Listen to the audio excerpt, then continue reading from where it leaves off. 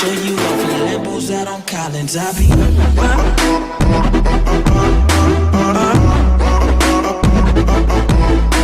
En el video de hoy hablaremos de unas historias de terror. Antes te invito a que te suscribas al canal y que me sigas en mi página oficial de Facebook Faster591, que te estaré dejando los enlaces aquí abajo del video. Comencemos con el video. El niño dentro del muñeco. Marcela Aguayo era una cuidadora de niños en su natal Guadalajara, Jalisco. Ella por mucho tiempo estuvo trabajando en una guardería del gobierno, pero a raíz de la enfermedad de su madre, tuvo que dejar su trabajo para dedicar el tiempo completo a los cuidados de su progenitora. Esto había afectado considerablemente los ingresos del hogar, viviendo solamente de la pensión que tenían de su padre, que había fallecido muchos años atrás. Después de una batalla difícil por un cáncer agresivo, la madre de Marcela falleció en sus brazos.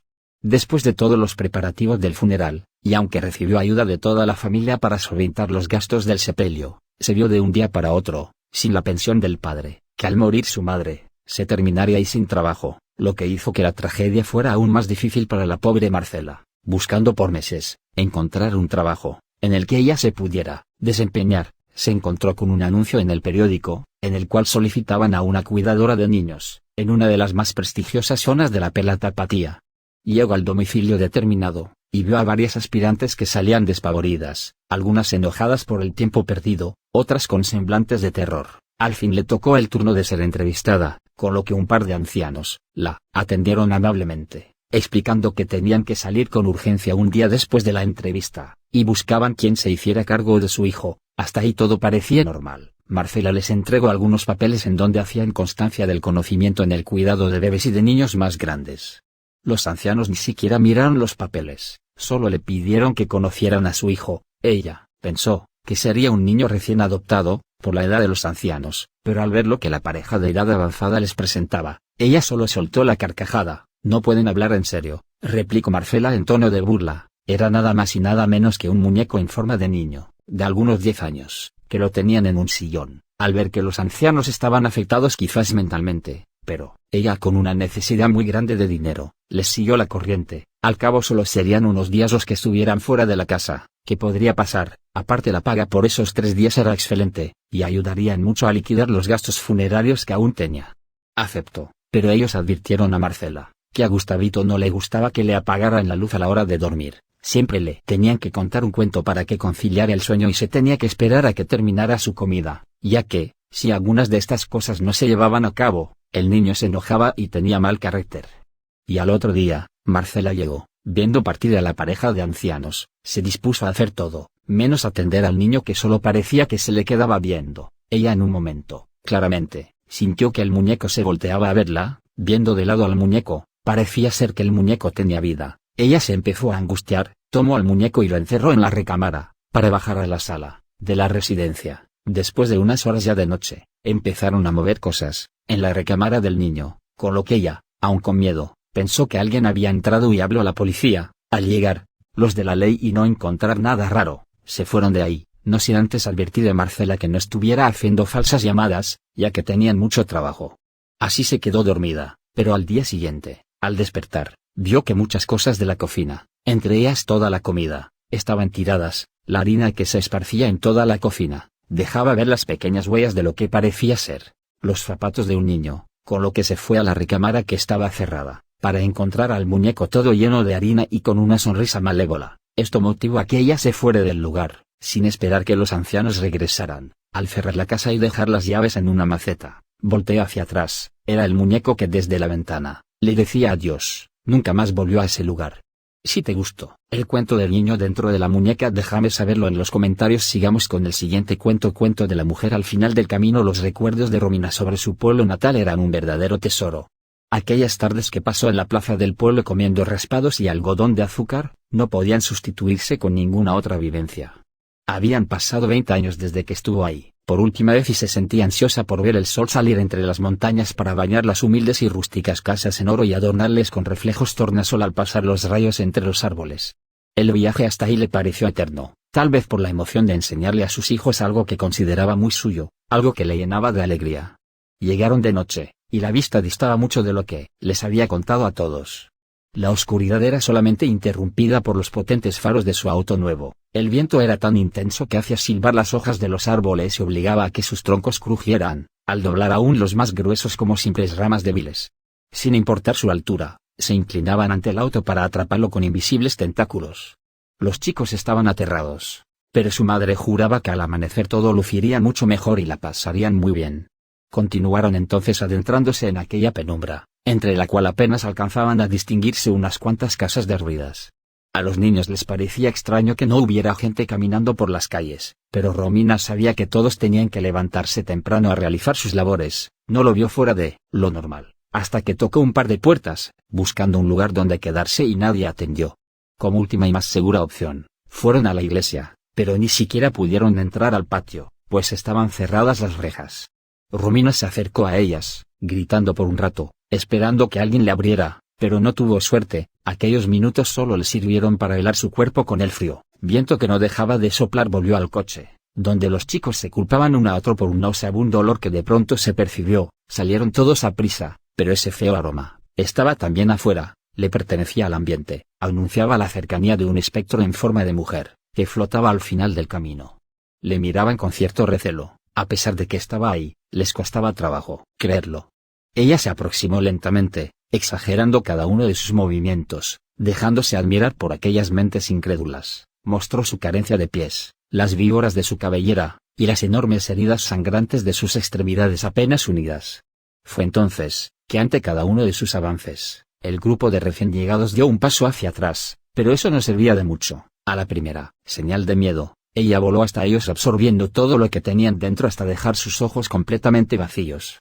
Luego se marchó, del mismo modo que vino, desapareciendo al final del camino. Ella era la razón por la que el pueblo estaba vacío. Se habían marchado todos para no alimentarla con su temor, pero de pronto vino hasta su casa un bocadillo irresistible. Tuvo que aspirarlos por completo, hasta dejar secos sus cuerpos sin vida, pues no sabía cuándo tendría nuevamente una oportunidad. Si te gustó el cuento de la mujer al final del camino, déjame saberlo en los comentarios. Sigamos con el siguiente cuento. La noche eterna. María Luisa estaba muy entusiasmada, por fin se reuniría con su pequeña hermana que se había quedado al cuidado de su madre, en la pequeña villa en la que vivían, mientras ella se dedicaba a terminar su carrera en la gran ciudad. Realmente poco había convivido con su familia, desde pequeña la había alejado mandándola a la casa de familiares, para después seguir con la carrera, pero ahora que era toda una mujer y que había completado sus estudios, nada la detendría de convivir con sus seres queridos, que solo en ocasiones especiales los veía, o que la única comunicación era por vía telefónica. Era una sorpresa su visita. Ni su madre ni su hermana sabían de su llegada, y cuando llegó a la villa, notó algo que no recordaba cuando aún era una niña y fue separada, que el lugar estaba casi desértico, ni un alma se veía en la calle. Tuvo que ir de la estación de autobuses a la casa, caminando, ya que nunca apareció ningún taxi ni personas en la calle, y las que veía a lo lejos, al verlas se metían en sus hogares. Llegando a su hogar después de más de una hora de camino y cubierta en sudor, se dispuso a entrar en su hogar, del cual pocos instantes en su memoria se actualizaron, y lo único que recordaba bien, era el ahínco que tenía su madre, por meterla apenas empezaba a oscurecer. Al fin abrieron la puerta, al ver a su pequeña hermana, demacrada, con un color blancoso de la piel, no pudo más que suspirar. La hermana ni siquiera la había reconocido, si no es porque María Luisa la abrazó, pero algo notó, y fue que su hermana empezó a temblar al verla. Al principio pensó que era por la emoción de verla, pero después descubrió que no era así. La llevó con su madre, que estaba igual que cuando era niña. La única que se había acabado era su hermana. Su madre seguía igual, pero no hablaba ni se movía, solo se quedaba mirando fijamente.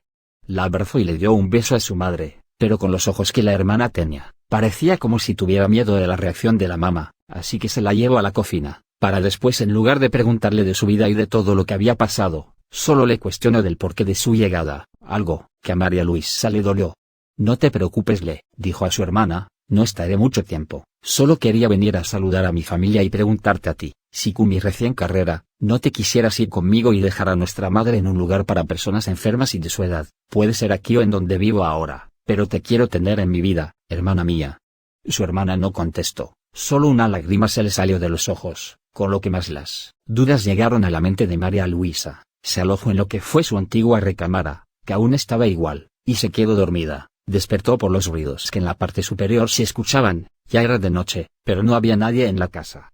Se asomó por el pórtico de la casa, y claramente vio volando a su madre, con una carcajada que hizo que se le erizara la piel. Pensó que todo era un sueño, y quería despertar. La noche eterna parecía nunca terminar. No sabía qué pasaba, hasta que cerró los ojos, como queriendo despertar. Así la tocaron en el hombro y se levantó. Era su pequeña hermana, que le decía: debes regresar, pronto será la noche eterna y no podrás escapar. Por lo que le contó la hermana, la mamá era la bruja del lugar, y llegaría la luna llena, y en el pueblo, todas las brujas de la región se juntarían, a lo que le llamaban la noche eterna. Entonces preguntó: ¿por qué no te vienes conmigo, hermana mía? Contestando, que ella estaba marcada, para ser el sustituto de su mamá. Que por eso habían alejado de la familia, porque solo una podría ser la sucesora, y si habían dos una de ellas tenía que morir. Fue así, como María Luisa, al otro día se regresó a la ciudad, y nunca más volvió a la villa, la que un día fue su hogar. Si te gustó el cuento La Noche Eterna, déjame saberlo en los comentarios. Sigamos con el siguiente cuento. La caja misteriosa. Atareado por las deudas, los problemas y ahora por la enfermedad que ningún doctor le daba diagnóstico de su hijo, Juan Carlos Segovia, salió a fumar un cigarrillo, y a caminar en la noche de luna llena del mes de noviembre. Ya el frío se empezaba a sentir en esa época del año, caminando por una de las calles solitarias de ese pueblo, del cual nunca había podido salir, como siempre soñó y que lo amarraba. Él iba inmerso en sus problemas, muchos de ellos reprochándoselos al Creador, cuando de repente se tropieza con una caja metálica, y cae al piso sin meter las manos. Pensando que la mala suerte se empeñaba en atacarlo, vio que la caja de metal, al golpearla con el pie, se había abierto, tirado en el piso. Solo optó por ver su contenido. Ojalá tuviera una barra de oro para salir de mis problemas, dijo Juan Carlos en tono sarcástico. Y al abrirla completamente, ahí estaba una pequeña barra de oro puro, solo para él. Pero qué broma es esta, pensó, viendo para todos lados. No había un alma en cientos de metros a la redonda. Tomó la caja metálica y enfiló el regreso a su hogar, con el miedo de que alguien lo hubiera visto, que le robaran su tesoro. Cuando llegó, todos en su casa ya estaban durmiendo y con miedo volvió a abrir la caja misteriosa, con miedo de pensar que todo había sido una broma que sus ojos le habían hecho.